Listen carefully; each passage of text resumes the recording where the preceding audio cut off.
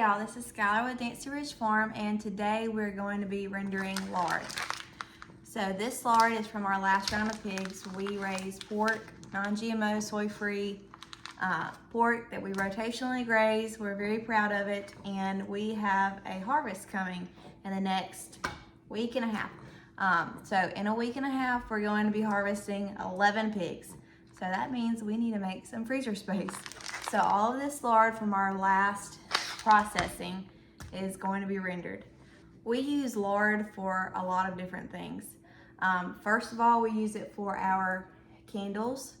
We have Dancy Ridge Farm beeswax and lard candles, and apple cinnamon and vanilla.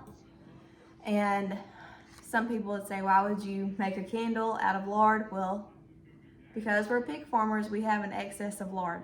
So it was just another way to use it. I love candles. I burn one every morning. So that is one thing that we do. We use it for sauteing vegetables.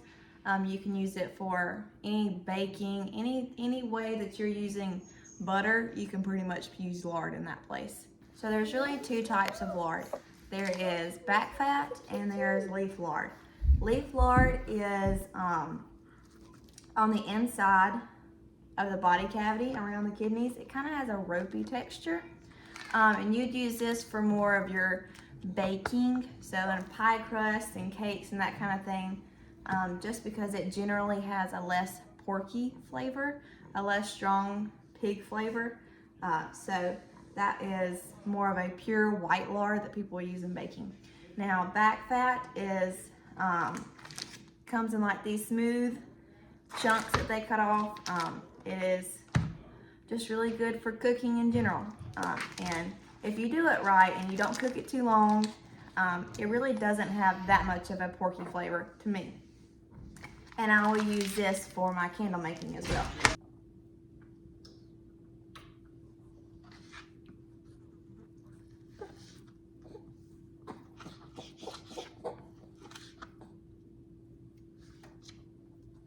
All right, checking on what's in the crock pot. Hasn't been on for very long. You can see it starting to melt.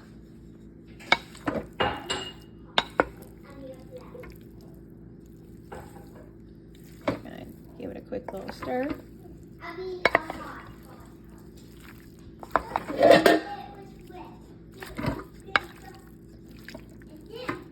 I'm done cutting up. You can see the leaf lard, just that ropey texture that I talked about, versus the back fat. There is some leaf lard in here, but that back fat is just these nice smooth pieces. This is all those little bits that we talked about you want to get out of your meat. That's going to help reduce that porky flavor. But this is really good if you're grinding your own meat. If you're grinding your own meat, you know, you can save this and grind this in with deer meat or beef or whatever you wanted, and it would be a really good flavor.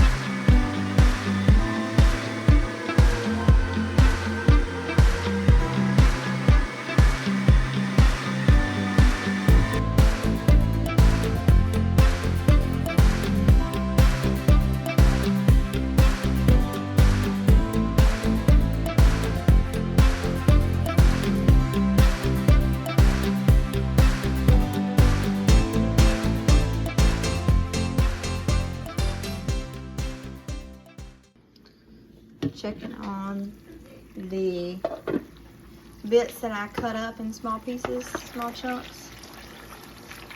It's really starting to melt. It'll kind of get maybe a little bit of a grayish color as it's melting, but it'll start getting a little bit more golden. So I ran out of time. I got everything ground up, the leaf lard and the back fat. I do have that first round going in the crock pot that I just cut up into chunks. and I'll finish letting it go. But I'll go ahead and pop these into the fridge, and in the morning they'll be ready to go into the crock pot and my big, huge, I call it my cheese pot. It has a really good sturdy bottom on it, and we can just start the day with it and ready to go. So I'm checking on the bits that I chopped up and put in the crock pot. You can see the bubbles. That means that water is evaporating out. It was bubbling a lot more earlier, and I should have taken a video, but it slowed down a good bit. So I'm hoping I'm going to church, and by the time I get back, it should be ready to pour up. So these are going to make some really good cracklings. So still a decent amount that needs to melt. Still a good bit that needs to melt. But there we go. It's starting to boil, bubble a little bit more. Good morning. It's the next day. So after church last night, I came home and I strained off the lard that was cooking in that small crock pot that I just cut up into pieces, and took the cracklings out. They were a little mushy still, which is fine. We weren't gonna eat them. We'll probably just be dog food. But you could just put a little bit of lard in a skillet and finish frying them, and they would be really yummy. There were some good pieces in there that me and my husband enjoyed. But the lard looks so beautiful going into the jars, and they solidified this morning, and I want to show you. So, a really pretty color. I was a little bit worried that I cooked it too long, but I think it was just right. The bubbles had stopped pretty much. We've got coughs in our house right now. But the bubbles had pretty much stopped, and that means that all the water had pretty much evaporated, so I think this is going to be a really good product. So I had my pork fat in my crock pots. I have my 10 quart, has most of the back fat in it. And I put the rest of it in that crock pot that I did last night. My smaller one, this might be 6 or an 8, not sure. And it is already melting down a lot. Of course, that melts down around the sides of it first, and I just keep stirring it, just to keep it from sticking and really cooking onto the sides. And then we have what's in my big cheese pot. I'll have to see how big this thing is. So it started melting down a whole lot quicker, and I was not prepared for it. I kind of scalded the bottom of it. So I went ahead and got those pieces out. So if you do that, go ahead and get it out. That is what's going to give you your porky flavor, is doing things like that. But I've got it going. You see those bubbles? Whoop.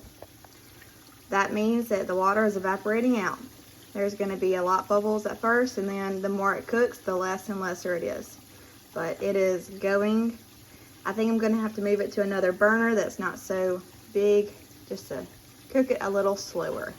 You can see one little piece of whole fat that didn't get ground is in there. That's how it's looking. Alright, so we're still bubbling good. The cracklings in here are much smaller because we ground them up. And this is obviously going a lot faster than the crock pots. So what I'm going to do, I want it to keep going, but I'm going to try to get some of those cracklings out because that's what's giving the flavor. So we're going to try to scoop those out.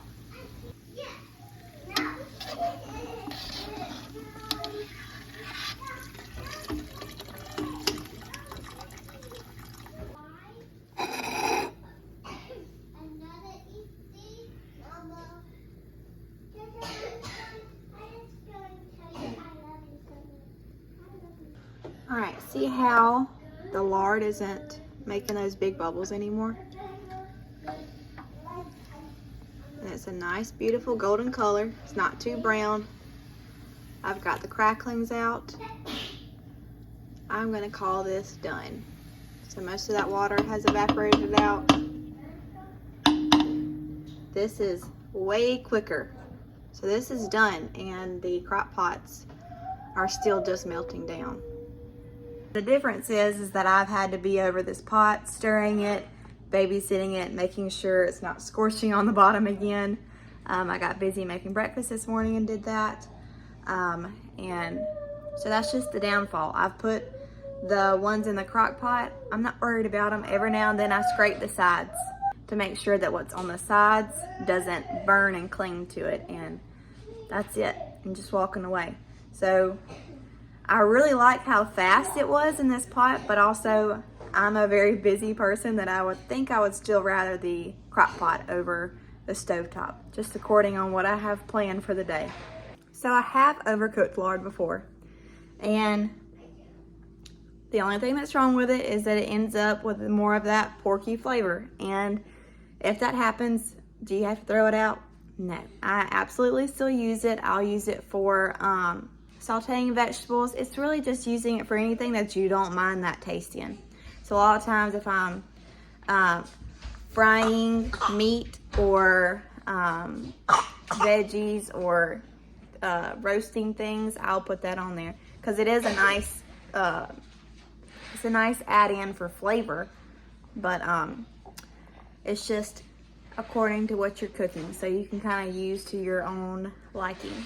So you need to use a metal funnel. Everything you need that you're using needs to be metal and not plastic, because that lard is so hot it will melt it.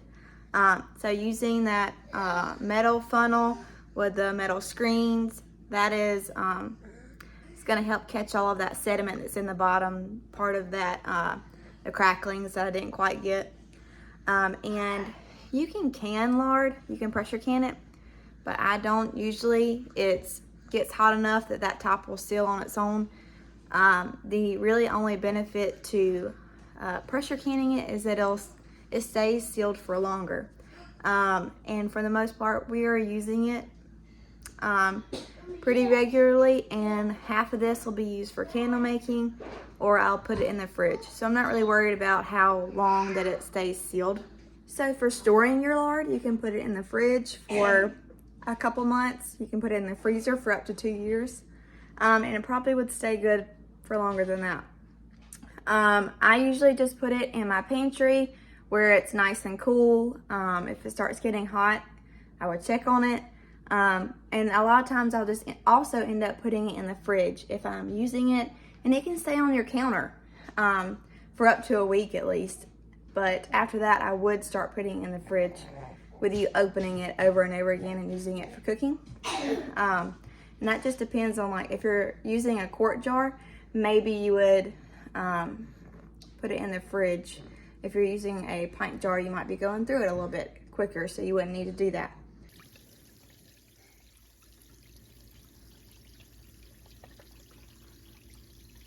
So we're still boiling, but you can see we are getting more of that beautiful golden brown, not brown, but that golden color.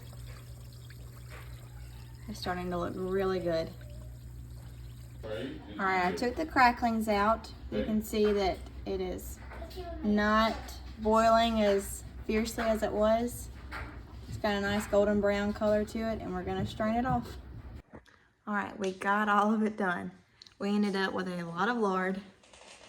I just strained it off in that metal strainer and poured it up, and it has all solidified this morning.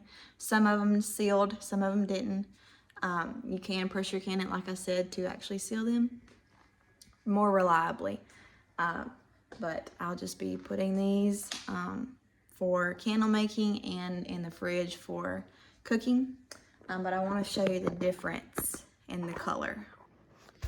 So I have it separated, BF for back fat, L for leaf lard.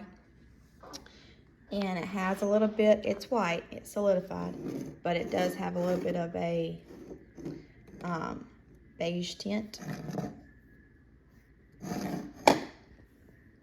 So you can see it is a tiny bit darker than this leaf lard, And this is the very first of that leaf lard that I pulled off that I chopped up into pieces with the big pieces of cracklings in that first crock pot.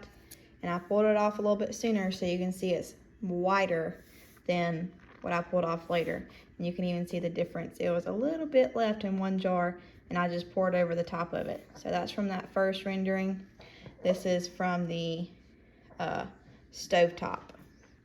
So you can see the difference. So I just cooked that a little bit longer, or a little bit more than I cooked what was in that crock pot. So this is all from the stovetop cooking. So you can see that color difference. And then this is the beef fat that was in the other crock pots that I did.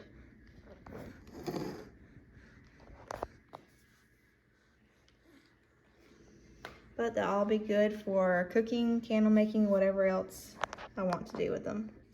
So I ended up with 6.5 quarts of the back fat lard and a little over 7 quarts of the leaf lard. Now this isn't just from one pig, this is from 2, maybe 3 pigs. And there would have been more back fat, but I'd already rendered it in previous batches. This was just like the last lot that needed to come out of the freezer. So I got it all done. Was it perfect? No. I probably cooked some of that leaf lard a little too long, but I hadn't done the stovetop in a long time, so I kind of forgot, especially with grinding, how fast it would render down. So it was very quick. You just really have to be on top of it, which is why usually I don't do it that way. I do it in the crock pot. But that's all right, we got it done. This is a great addition to our diet, animal fats, and also for our business and farming and candle making, all that jazz. And just showing people what they can do because we sell pork. Just showing people that you can render your lard because it can be a little bit intimidating. You get this package of fat, what do I do with it? And how do I use it? So that is what I do with it, and obviously a lot's for cooking, and it's just a really good addition to our meal times. And this will last quite a while, and probably, I don't know, maybe 6 months for the average family. We'll probably go through a little bit quicker because I make candles with it. And we have a whole lot more lard that's about to come into the freezer because we're getting more pigs processed. So it's just really exciting to get it done, just a weight off of my back, and to move on and get to some other things that need to come out of the freezer. So thanks for watching. I hope you enjoyed this video, and it encouraged you to get that bag of fat out of your freezer and render it down so you can use it. So thanks for watching. We'll see y'all next time.